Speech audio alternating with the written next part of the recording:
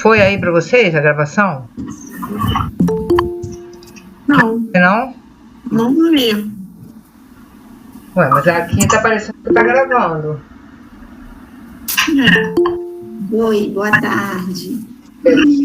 Olá, pessoal, boa tarde. Boa tarde. Olha, aqui tá com um símbolozinho que tá gravando. Eu achei que ia pedir para vocês autorização. Não apareceu para você também não, Fábio? Não. Pra mim, não. Não. Então vamos rezar, porque aqui tá vermelhinho, tá dizendo que tá gravando. Eu vou botar aqui, a gente começa porque... O que acontece? Eu tava... Oi, Lúcia!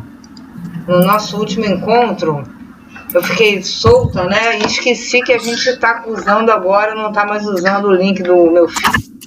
E aí fechou na nossa cara Então agora tem que ficar preocupando com o horário. Deixa eu ver se eu aumento pra... Não, tem besteira, peraí. Cadê? Aqui, sumiu tudo. Eu queria ampliar aqui. Vem pra cá.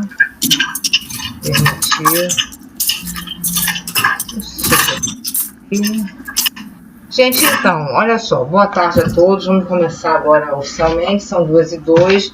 Eu, por conta de ficar atrapalhado aqui e porque também, como eu estava falando antes, a gente tem um horário que acaba, eu acabo me espichando, quando a gente for ver, acaba não dando tempo de acabar direitinho. Então a gente começa e quando for 2h10, então a gente interrompe a permissão. E vamos lá. Então, chegamos ao final do semestre, em primeiro lugar, né? Já é bom, todo mundo cansadinho, já está acabando. Para a maioria de vocês, já vamos para a P2. Eu sei que vocês sabem, mas só para dar um reforço aqui para todo mundo, a AP2 não é a nossa última avaliação. A gente ainda tem a AP3, em alguns casos ainda tem a APE. Então, para quem deixou de fazer alguma avaliação, alguma D, alguma P, ele está aqui, né, tá aqui por alguma razão, de alguma forma, mesmo que se não fez avaliação, está querendo terminar, ou se por acaso der certo, a gente conseguir enviar para todos, mesmo os que não estão aqui, que sirva de estímulo para vocês fazerem a P2 e, quem sabe, terminarem a gestão 1 fazendo a AP3, que a gente ainda tem essa avaliação. Esse semestre foi complicado aí por questões naturais, além da pandemia, né, outras. Então a gente sabe que tem assim, polos que vários alunos podem precisar da AP3 e façam. Não deixem de fazer não e concluir aí a disciplina. Isso era uma coisa que eu queria falar. Deixa eu ver se em especial é isso, né? A gente vai para a P2, tem a P3 e vamos lá. Não sei se faz. Acho que é isso. Acho que a gente pode passar para a prova, né? Não sei se faz. Alguém tem alguma coisa mais antes de prova, mais pontual assim para falar? Fátima? Ou não? Acho que não, né? Podemos? Então vamos. Então vamos lá, gente. Olha só, a AP2, e aí também é uma boa notícia, digamos assim, se bem que eu gosto da prova mais bem elaboradinha um pouquinho. Mas a AP2 está uma prova bastante simples de ser feita, não se engane, eu vou chamar a atenção para alguns problemas, assim, não se engane. Quando eu digo que ela é bastante simples, é porque ela não requer outras leituras. Basicamente, vocês vão utilizar para fazer a AP as aulas do PDF. Elas são, na verdade, as referências que a gente tem são as aulas do PDF. Então, significa que é uma leitura razoavelmente tranquila de se fazer, não requer que vocês, leiam para além do que está posto na plataforma ali, né, posto no PDF.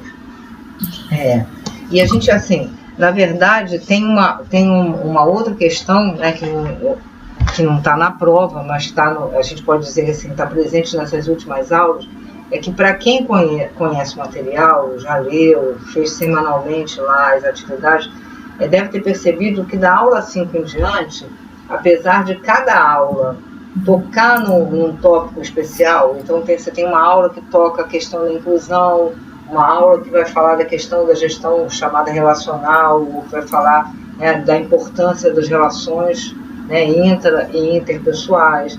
Você tem uma aula que vai falar mais específico, então tem a inclusão, tem a relacional, tem a última que é a integradora, que aí tem a própria gestão democrática, mas o que eu quero dizer, sem enrolar vocês, assim, é que do meio até o final, no fundo, são aspectos de uma mesma linha de raciocínio com relação à gestão. Então a gente pode dizer assim, desde quando a gente começa a falar da gestão democrática, vai para os conselhos de classe, depois gestão relacional, gestão inclusiva, as ideias que estão ali, elas estão sendo aprofundadas, mas elas fazem parte de uma mesma linha de raciocínio que é uma linha que aponta para a perspectiva de uma gestão, né, democrática, preocupada com a qualidade do ensino, preocupada com a inclusão, preocupada e que se faz a partir dos canais de participação, né, no caso do conselho de classe e de outros canais também, conselho, reunião de professores, reunião de pais, ou seja, quantitativo, né, de canais aí de participação é fundamental para que essa gestão possa se constituir uma gestão que dê conta daquela realidade. Uma coisa também que é importante, em algum momento, eu não sei qual a aula, se é da inclusão, ou se não, eu chamo a atenção a si mesmo, é importante pensar, é claro que a gente está falando muito teoricamente de tudo aqui, né? A gente está com texto, a gente está com fala, mas assim, o fato é que cada realidade ela vai se constituir como uma realidade própria. Por mais que a gente possa afirmar, né, que a gente tem assim,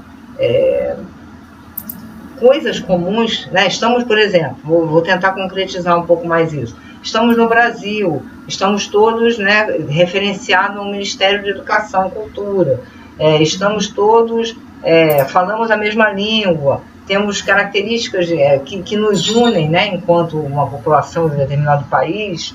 Apesar disso, a gente pode dizer que até mesmo no município, né, numa mesma cidade, a gente pode estar, e com certeza estará, convivendo com realidades muito diferenciadas. Então, às vezes um bairro é diferente do outro, e isso é fundamental para você conhecer a comunidade. Uma comunidade de uma escola não vai ser igual a de uma outra escola, enfim. Por que eu estou falando isso tudo? Assim, porque, na verdade, todos os aspectos que estão presentes nessas aulas, que são as aulas que constituem a nossa AP, no fundo, eles tentam, né, dizer para a gente, né, tentam, espero que consigam, que, dada uma realidade complexa e diferenciada, é importante que se tenha uma gestão que se compreenda a necessidade de poder atuar de forma mais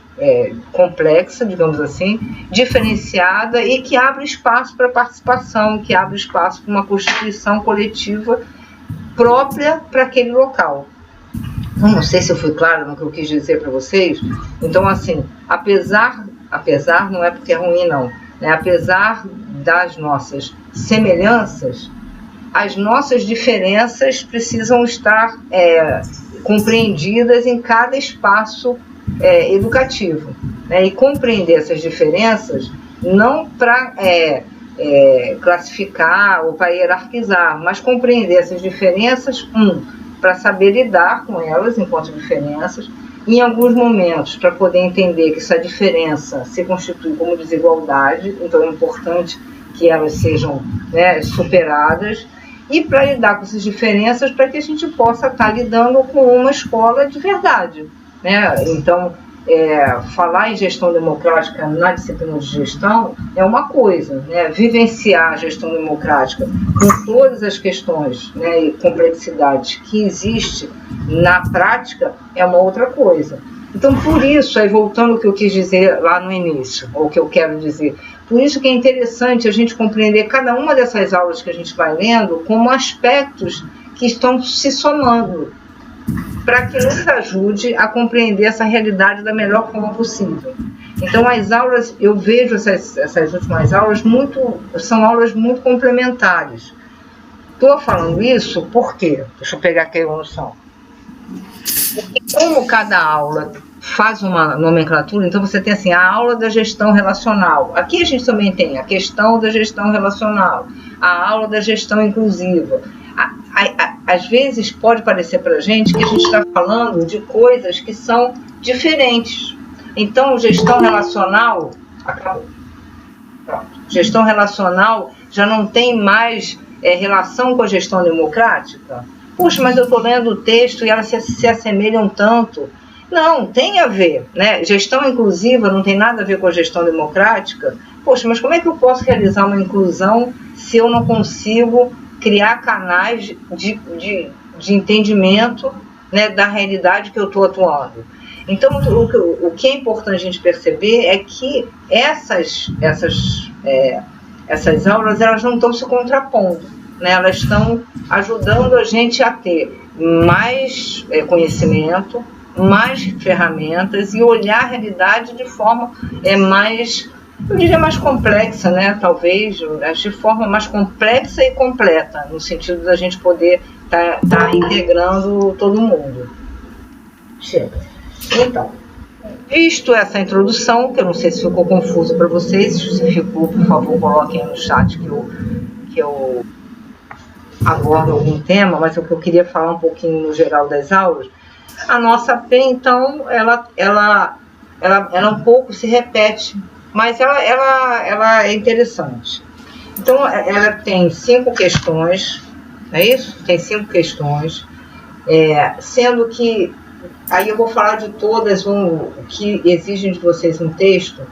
Apenas uma questão, ela tem a quantidade de linhas. Elabore um texto de 8 linhas, mas eu queria chamar a atenção para vocês para um aspecto que a gente já falou em outra aula. Gente, então olha só, 8 linhas não significa se você escrever 7 está eliminado, ou se você escrever 9 está eliminado, ou se não tem linha. A gente tem que pensar assim, eu preciso responder de forma satisfatória a uma questão que me é colocada.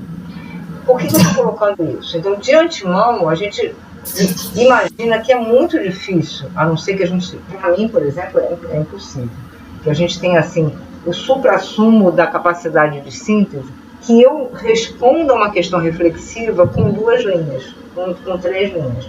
Porque se eu estou solicitando para vocês uma reflexão em torno de alguma coisa, eu tenho que poder desenvolver isso. E eu não vou poder desenvolver isso em 2, 3, 4 linhas. Então, isso é muito difícil que você faça uma reflexão em torno disso. Isso aí, quando a gente está no ensino médio, ou lá no ensino básico, que a professora perguntava, o que são células? Você até consegue responder em uma linha, porque, na verdade, você não está refletindo sobre nada. Você está respondendo o que são células. Mas, se é uma reflexão em torno de uma ideia, a gente tem que saber que a gente tem que administrar a nossa ideia. Por outro lado, né, e a gente sempre tem, e eu estou falando assim positivamente, alunos que acham que precisam escrever muito, né, e fazem uma prova muito, muito extensa. Também não tem essa necessidade. A gente também tem que, ao mesmo tempo que pensar, que está fazendo uma reflexão em torno de uma ideia, a gente está fazendo uma avaliação, mesmo que em casa, mesmo em situação, né, numa situação ainda mal, mas que a gente pode estar maneirando e não fazendo uma monografia, porque é complexo. Inclusive, a gente também se perde, né? Toda hora eu falo para vocês, gente, será que eu enrolei aqui? Né? Muitas vezes, quando a gente fala muito, ou quando a gente tenta escrever muito, a gente acaba deixando solto o núcleo da questão. Então, a gente sempre, eu só coloquei numa questão, mas fica em torno, assim, no geral, que a gente escreva no máximo 10, 12 linhas sobre nessas questões e quase todas, na verdade todas, né, pede para que vocês façam uma dissertação. Então, que a gente fique assim, não se perca no nosso núcleo de ideias, mas também não seja tão conciso a ponto de não dizer nada. Tem que ter essa... Por isso a gente fala do número de linhas, mas é importante que vocês desenvolvam isso sozinhos cada vez mais. Então vamos lá. Na nossa questão 1, que já é uma questão dissertativa, eu vou até falar o texto aqui. É um texto que eu retirei do material do MEC, lá de 2004, porque, na verdade, é nessa época que você tem um material muito bom, eu desconheço um mais recente, com relação a conselhos de classe. E aí, eu vou ler o texto porque eu quero chamar a atenção para vocês para uma coisa. Abre aspas, eu peço para vocês comentarem o seguinte texto. A democratização dos sistemas de ensino e da escola implica aprendizado e vivência no exercício e participação de tomada de decisão. Trata-se de um processo a ser construído coletivamente que considera a especificidade e a possibilidade histórica e cultural de cada sistema de ensino, municipal, distrital, estadual ou federal, e de cada escola. Então tem esse pequeno trecho que eu retirei desse material que eu peço para vocês comentarem, articulando a gestão democrática dos sistemas de ensino. Na verdade, gente, eu falei articulando a gestão democrática, e é isso que eu quero mesmo, mas eu gostaria que nessa questão 1 vocês pensassem na gestão democrática articulando com o espaço de participação, no caso, os conselhos escolares. Por isso, até está lá marcado, né, tá demarcado de onde foi tirado.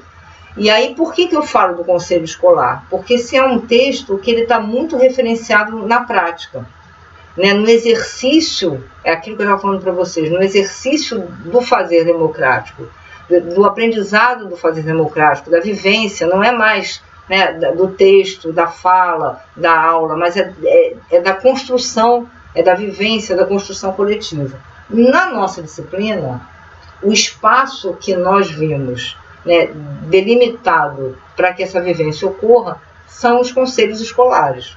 Então, seria interessante que vocês pudessem abordar a gestão democrática e essas questões, né, que estão presentes nesse pequeno texto, mas que é denso, né, que são questões relacionadas ao aspecto da vivência cultural, da vivência da identidade cultural, da identidade de cada escola, dos espaços de participação, da importância da construção coletiva. Olha quanta coisa, você vê só. Em quatro linhas, olha quantos conceitos e quantas ideias vocês podem comentar ali. Eu estou sugerindo que façam esse recorte pelo espaço de participação, que são os conselhos escolares. Estou sugerindo que vocês façam isso. Mas a questão mesmo, ela aborda a questão da gestão democrática. Então, essa é a nossa primeira questão. É uma questão aberta, onde possibilita que vocês, na verdade, possam estar fazendo uma reflexão sobre aquilo que conseguiram aprender sobre a importância da participação do outro no desenvolvimento da gestão. Então, ela é uma questão aberta. Passada essa questão, eu estou falando rápido, mas vai dar tempo. Aí a gente tem uma questão, que é a questão 2, que é uma questão que ela está um pouco mais fechada, mas é uma questão interessante, é uma questão que a gente apresenta uma escola hipotética, a escola, como é que ela chama? Ativa. A escola ativa, a diretora resolveu reunir os professores e, com esses professores, levantar alguns princípios básicos da gestão democrática. E aí, a gente apresenta para vocês alguns princípios hipotéticos, né, que os professores levantaram. Então, vocês têm 3 opções. Tá? Opção 1, os professores apontaram isso, na opção 2, opção 3.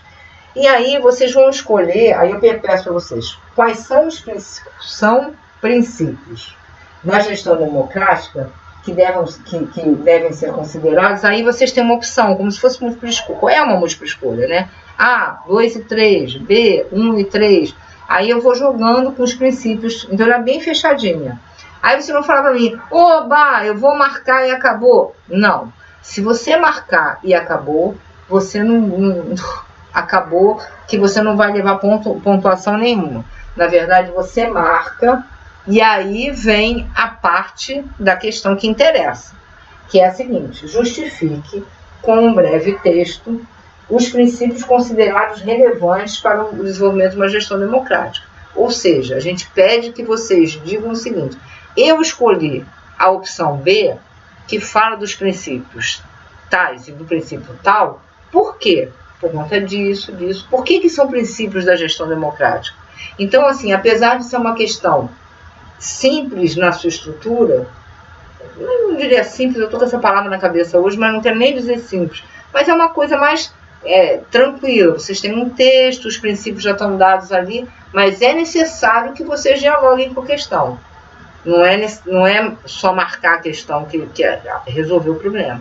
Vocês vão marcar o que vocês consideram e vocês vão justificar aquilo que vocês consideram. Não é nenhuma, eu sei que não é nenhuma tipo de questão que vocês não conheçam, eu sei que vocês conhecem, mas eu estou frisando bastante o aspecto de que a marcação dos princípios não é a resolução da questão. A resolução da questão é você justificar, no fundo, porque aqueles princípios foram escolhidos. Então, eu queria que isso ficasse bem claro, porque não é a questão da múltipla escolha ali, é só para organizar um pouco a cabeça. É uma questão mais simples, porque ela dá uma organizada. Ao contrário da questão 1, que ela é totalmente aberta, essa questão ela dá uma organizada, apresenta alguns princípios, vocês escolhem. São esses. E aí a gente pergunta, mas por que são esses? Que vão estar, na verdade, subsidiando que essa escola trabalhe com a gestão democrática. E aí, gente, só fazendo um parênteses também importante, que esse texto acabou que não saiu na prova. Mas a ideia com essa questão é que a gente já começasse a fazer meio que um exercício como gestor. Eu até falo, na última aula do material, a autora ela convida a gente a ser gestor, a estar exercendo esse papel. E essas questões são um pouco disso, quer dizer, é uma escola real. Os professores podem levantar, de fato, esses princípios que estão aqui. O que a gente consideraria como gestores importantes para estar trabalhando com o professor, a partir dos princípios levantados? Quais desses princípios a gente poderia estar elencando junto com eles como princípios de uma gestão democrática? Então, é um exercício, na verdade, que a gente faz de atuação na prática. Essa é a questão 2. Posso ir? Fátima quer complementar aí? Não? Vocês estão frio, hein? Questão 3. A questão 3 tem a mesma formatação da questão 2. Ela também é uma questão que ela vem organizada para vocês, com algumas afirmativas. Então, são afirmativas sobre a escola inclusiva, sobre a questão da escola inclusiva. E aí você tem a escola inclusiva, é um desejo de uma gestão que objetiva uma real qualidade do ensino e uma formação cidadã. Então aí, meu Deus, me faltou agora a palavra, mas quando a gente está na elaboração da questão, a gente já está dizendo para vocês, olha, a gestão inclusiva, para que a gente possa considerar uma gestão inclusiva, ela tem que estar garantindo uma qualidade de ensino, de educação, uma qualidade de educação para todos, apesar da especificidade e diferenças que se tem, e uma formação cidadã. Uma formação cidadã que se dá ali no concreto, na apreensão da característica daquela instituição, que é educar através do conhecimento. Então, a gente já está falando isso. E aí, nós temos 4 afirmativas sobre a escola inclusiva. São 4 afirmativas que vocês vão ler, eu não vou ler todas aqui, porque não cabe, pequenas, sobre o que vem a ser uma característica da escola inclusiva. E aí a gente pede para vocês escolherem uma assertiva correta. Então tem uma assertiva correta.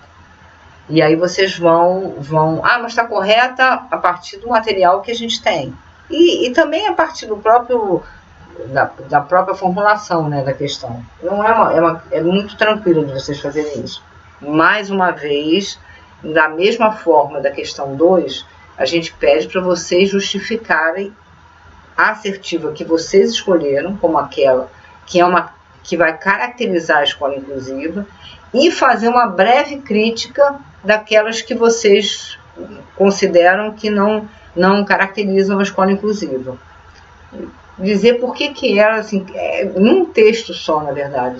É possível fazer isso num texto só. Bom, eu considero a escola inclusiva uma característica da escola inclusiva, a opção tal, por conta disso, daquilo. As outras características, na característica 1 se despreza a questão da diferença, na característica 2, enfim, vocês vão pontuar, né, criticamente por que essas não foram, então, as assertivas que vocês escolheram. Mais uma vez, aí eu estou repetindo de novo. Não basta dizer qual é a assertiva correta. É necessário que a gente dialogue com essa assertiva correta e faça uma análise crítica das que a gente considerou que não representam a escola inclusiva. Eu já estou acabando, tá rápido hoje. Aí vem a última também, a última questão, aí vem uma outra questão aberta. Então a gente tem uma questão aberta, que é a questão 1, né, que fala da gestão democrática como, né, de uma forma mais aberta, que eu peço para vocês fazendo recorte pelo conselho. A gente tem, está faltando questão, acho que eu pulei, questão 2, que é a questão que peraí, gente, eu acho que tem... não, faltou a questão 4. Eu estou falando que pulou, porque tem a questão 2, que é uma questão mais fechada, que trabalha a participação dos professores e os princípios de uma gestão democrática. A questão 3, que vai trabalhar com a escola inclusiva. A questão 4, que também está no mesmo feitio, porque está tudo nesse feitio mais fechadinho, que ela fala sobre a questão relacional. A implantação da gestão relacional numa escola tem como característica os aspectos interpessoais e intrapessoais. Aí eu peço para vocês também escolherem uma assertiva que se relaciona com a gestão relacional. E também peço para vocês desenvolverem um breve texto, nesse caso só de 5 linhas, dizendo por que vocês escolheram essa questão. Então também é uma questão bem fechadinha, por que essa é a correta. Mais uma vez, dizendo assim, menos pela AP2 e mais pela formação de vocês, que a gestão relacional, ela digamos assim, ela aprofunda o aspecto das relações. Ela não se contrapõe à gestão democrática ou à gestão inclusiva. Ela aprofunda, né, um aspecto que é um aspecto, abre aspas, meio óbvio, se a gente pensar assim. A gente está numa escola, não é tão óbvio assim não, porque as relações são tão difíceis, né? Mas a gente está na escola e a gente tem as relações que se dão, são relações inter e intrapessoais. Então a gente não pode imaginar, né, nenhum tipo de gestão, aliás, nenhum tipo de gestão que abra mão das relações, porque a não ser que seja uma gestão que vem no papel e esse papel é lido para alguém. De qualquer maneira, as relações vão estar se dando ali. Sejam relações centralizadoras, se a gente pensar não numa gestão democrática, mas numa gestão centralizadora, as relações são relações, né, que não se aprofundam, são relações que se dão de forma hierarquizada, e sejam, nesse caso, né, uma gestão relacional que se relaciona com uma gestão democrática. Aí sim, você valoriza as inter-relações. Vamos pensar no conselho escolar, gente. Se a gente está pensando num conselho escolar, onde você tem a fala de diferentes sujeitos que estão na escola, as relações ali entender as relações que passam ali é fundamental, porque ali tem poder dito e poder não dito. Por que eu estou dizendo poder dito ou não dito? O poder dito é quando a gente, assim, o diretor se apresenta como diretor, o coordenador se apresenta como coordenador. É dito ali. Não é uma crítica minha, mas é evidente que eles, institucionalmente, eles carregam um poder, né, no seu cargo, assim como o professor. Então, são poderes que são explícitos na relação. Ok, não necessariamente é ruim, é importante até que eles sejam explícitos. Mas você também tem poderes que não são tão explícitos assim. Por exemplo, o fato de você ser um professor ou você ser mesmo um coordenador ou diretor, o fato de você deter um conhecimento que naquela instituição é relevante, enquanto os pais não, por exemplo, enquanto os alunos não, essa hierarquia não tem jeito, é uma hierarquia que ela acaba se dando, né, uma vez que você tem o conhecimento, né, como mediador ali daquela relação.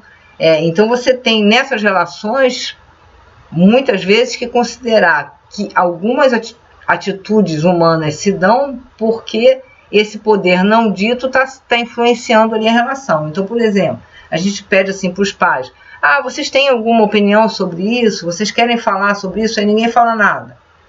E ninguém se coloca. Muitas vezes as pessoas acabam tendo uma leitura de que é falta de participação, que os pais não querem saber, mas muitas vezes pode ser porque o pai não sabe como se colocar diante do professor que detém o conhecimento, que detém a norma culta da fala, enfim, uma série de questões. Então a gestão relacional, né, ao meu ver, ela é interessante quando ela explicita que as relações interpessoais elas são fundamentais para o sucesso de uma gestão, no meu caso, né, no caso que eu acredito, uma gestão democrática. Se você não avança nessas relações, não explicita as relações que se dão na escola, a gente não chega lá onde a gente quer, né, que é uma escola inclusiva, de qualidade e democrática. Então, isso tudo para falar da questão 4. Para dizer da importância dela, mas a questão 4 em si é uma questão simples, né, da gente estar abordando. Aí a gente passa para a questão 5, eu acho que hoje, finalmente, vocês vão poder perguntar, que aí também aí vem uma questão aberta. Então a gente tem duas questões abertas, a questão 1 e a questão 5. A questão 5, na verdade, eu diria para vocês assim: tudo que eu sei, se eu fosse aluno, eu diria assim, tudo que eu aprendi em gestão 2 eu vou colocar aqui, nessa questão 5. Não é para escrever 10 laudas, mas eu digo assim, aproveitem a questão 5 mais para vocês do que para nós. Claro que para nós vocês vão estar sendo avaliados, é claro. Então, apresente um texto coerente, um texto consistente, um texto que tenha relação com a questão.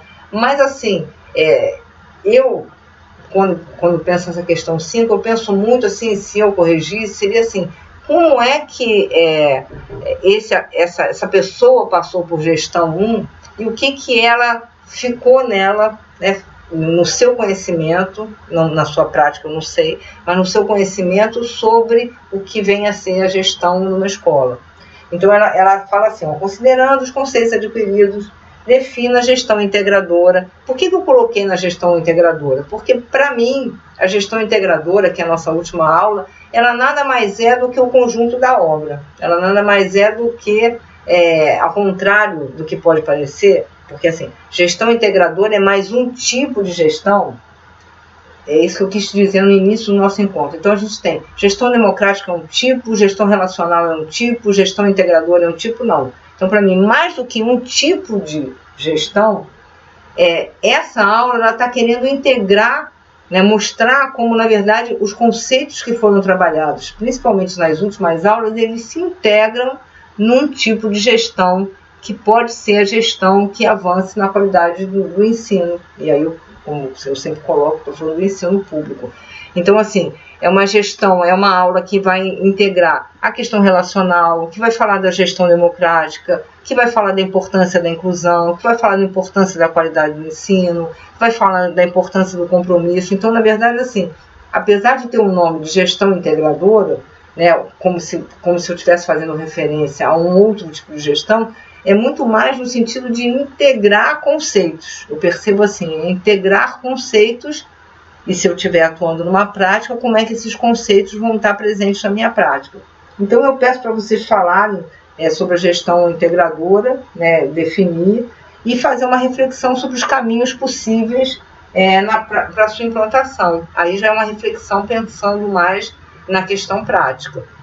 Deixa eu falar uma coisa para vocês. Eu sei que muita gente ainda não atua na escola, não tem essa atuação.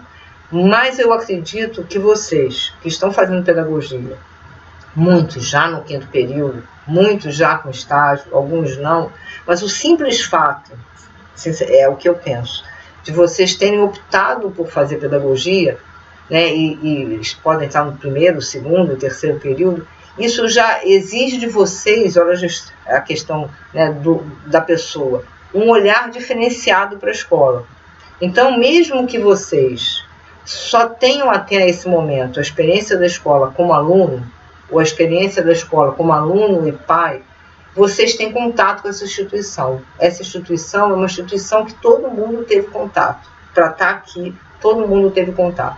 Como aluno e pai, já como profissional ou como estágio. Então, quando nessa questão eu penso assim, e caso o que não existe, né, não tenha tido contato, porque com certeza tem, além disso vocês têm contato de uma série de conhecimentos sobre a questão educacional, né, a questão da repetência, a questão a gente está ouvindo isso na televisão o tempo todo, né, o que a pandemia fez com relação, ontem mesmo eu estava ouvindo uma reportagem, né, o aumento da evasão por cada região do país, o que aconteceu na região norte, nordeste, sudeste, se não me engano foi no ensino médio, não sei se eles abordaram o ensino básico, mas enfim, optou por fazer pedagogia, a gente começa a ter que se conectar às coisas que estão aí, não dá para ouvir, né, uma notícia sobre a questão da evasão, por exemplo, ou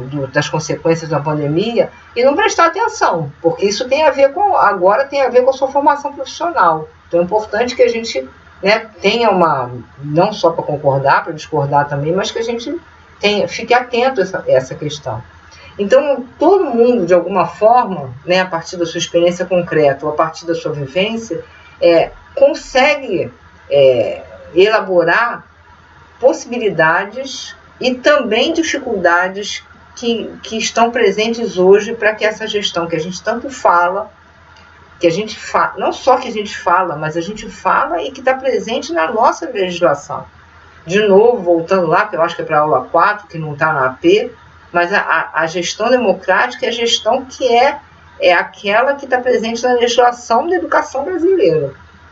Então, na verdade, que dificuldades a gente encontra hoje, né, presente na prática da escola, que faz com que a gente ainda fale da gestão democrática, participativa, inclusiva, integradora e relacional como algo apenas hipotético e teórico. Né? Tem que ter né, questões muito, muito concretas na prática que impeçam que, mesmo que presente na lei, a gente não perceba, se vocês hoje, agora, né, rapidamente, vocês pensarem assim, eu como aluno, Simone como aluna, eu vivi em algum momento na minha escola, né, básica e de ensino médio, a gestão democrática, vou dizer para vocês que não. Se bem que, como eu tenho 60 anos, no meu tempo não tinha nem isso colocado na lei, mas não é o caso de vocês. Se vocês pensarem, vocês, né, com 30, 20, mais ou menos nessa faixa, quando a lei já está presente, né, a questão democrática já está presente na lei, será que vocês viveram uma escola, né, participativa? Será que vocês viveram uma escola inclusiva? Que escola foi essa? Infelizmente, eu sou capaz de afirmar que aqui a gente vai ter 90% dos alunos dizendo que não vivenciaram isso. No entanto, já estava na lei. No entanto, desde a Constituição de 88, a gente já vem desenvolvendo questões que vão pontuando a gestão democrática como a gestão legal, digamos assim, não é só ideal, mas legal para ser desenvolvida nas escolas. E, infelizmente, isso ainda a gente encontra uma série de entraves culturais, não resta dúvida. A questão do conhecimento é uma questão ainda muito que entrava, né, eu acho que essas relações que poderiam ser relações mais participativas, entraves políticos, entraves ideológicos, ou seja, uma série de questões que dificultam essa implantação. Então, na questão 5, eu peço para vocês, né, falarem desse conceito adquirido na integradora e buscarem um diálogo com a implantação disso na prática. Né? O que pode estar dificultando e, por outro lado, o que a gente tem que pode ajudar.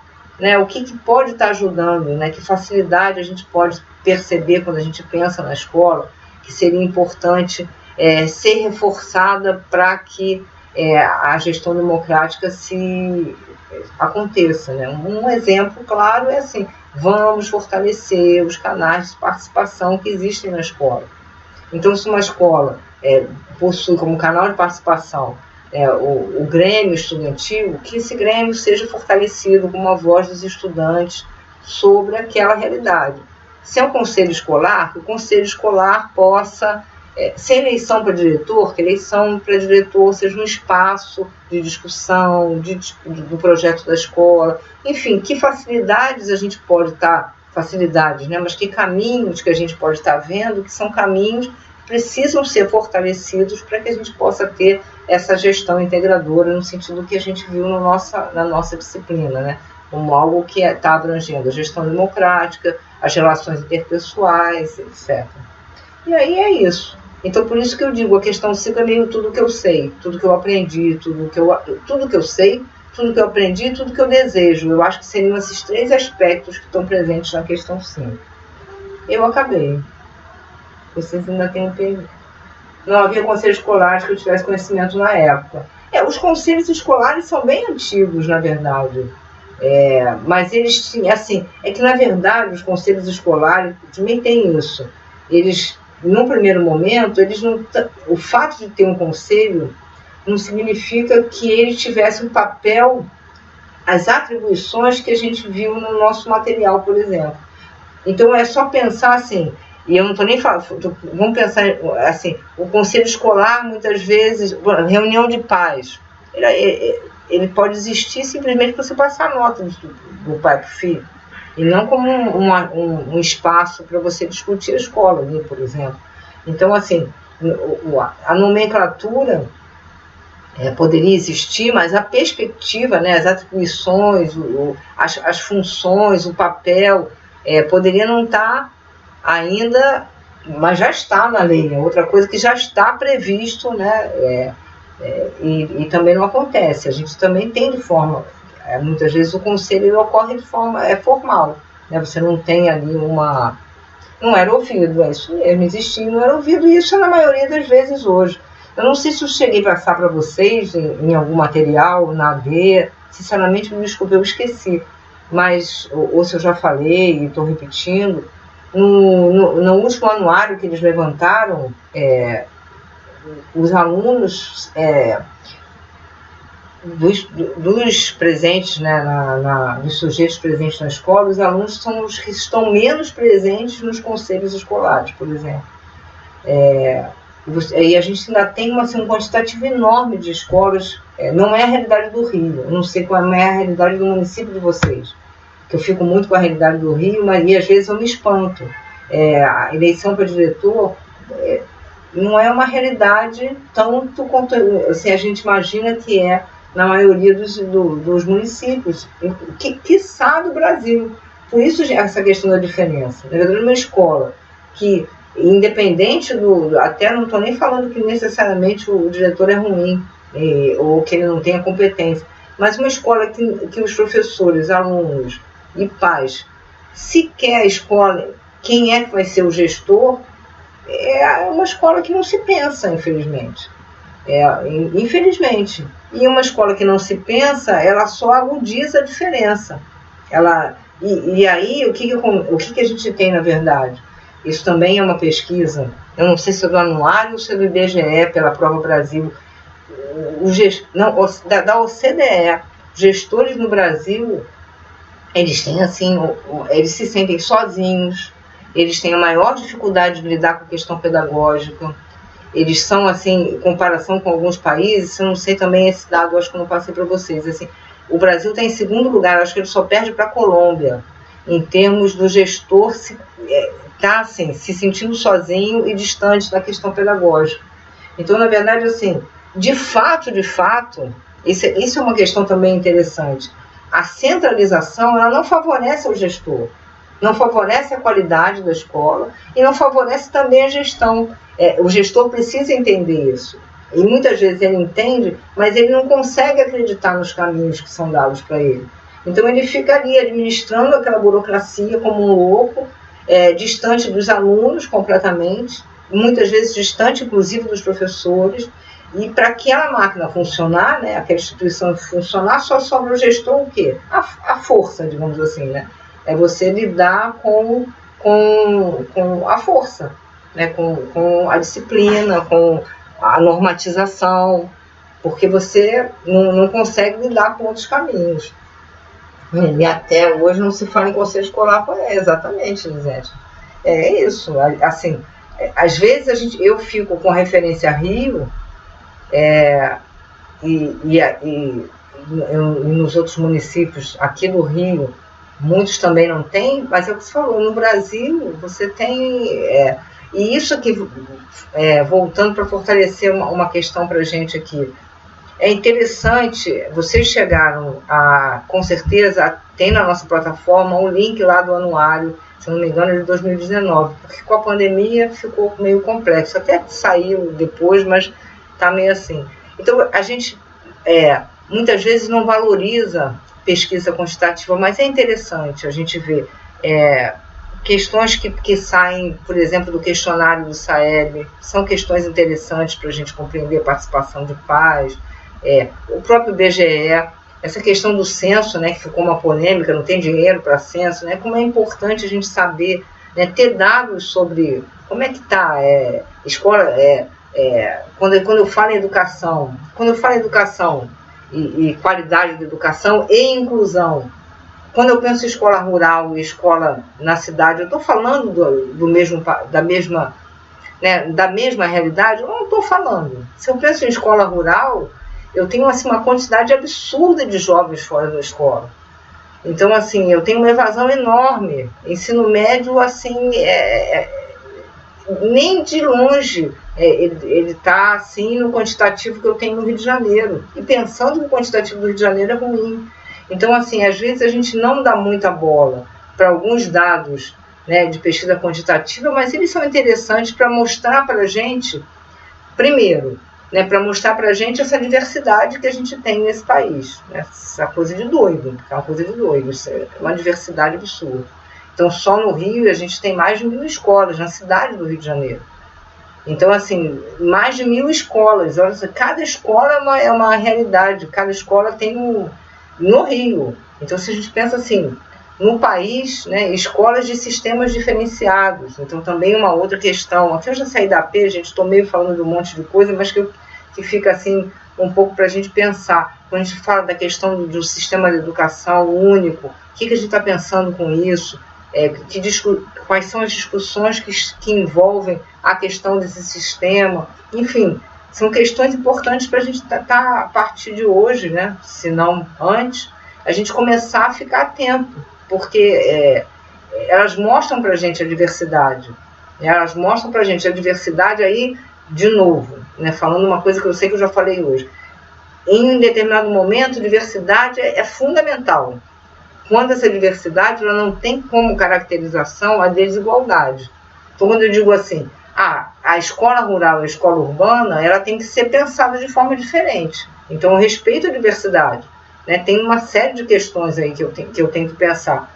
Ok, então isso é um aspecto positivo da diversidade. Mas quando eu falo assim, jovens em escolas rurais, eles evadem muito mais do que jovens na escola urbana, quando eu tenho essa diferença marcada pela desigualdade, aí já não é para dizer que é bacana. Não é qualquer diferença que é bacana. A diferença que traz para a gente uma realidade desigual, ela é uma diferença que precisa ser combatida. É porque você não está combatendo a diferença, você está combatendo a desigualdade. Então é importante a gente também ficar atento, né, porque o discurso da moda, ele às vezes deixa a gente meio tonto. Então, assim, a diferença, ela é algo para você trabalhar, preservar, discutir, mas quando ela representa desigualdade, já não é mais para brincar. Minha chamada termina em 10 minutos, mas eu estou super satisfeita. Eu não preciso falar mais nada, não. Quem quiser complementar ou perguntar, ou eu não vi o chat, só vi no finalzinho, não sei se não tem nada. Ih, tá todo mundo... Então, gente, a gente vai terminar. Eu vou parar, deixa eu parar de gravar. Eu espero que dê muito certo. Aqui deu 49 minutos. Eu vou parar de gravar, então.